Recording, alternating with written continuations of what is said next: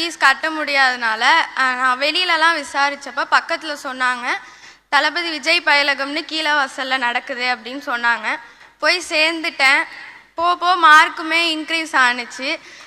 போன 10th public எக்ஸாமில் 500க்கு 404 mark எடுத்தேன்.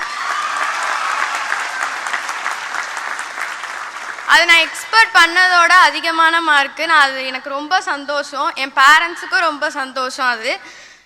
இதுக்காண்டி நான் தளபதி விஜய் பயிலகத்துக்கும் நன்றி சொல்லிக்கிறேன், தளபதி அண்ணனுக்கும் நன்றி சொல்லிக்கிறேன்.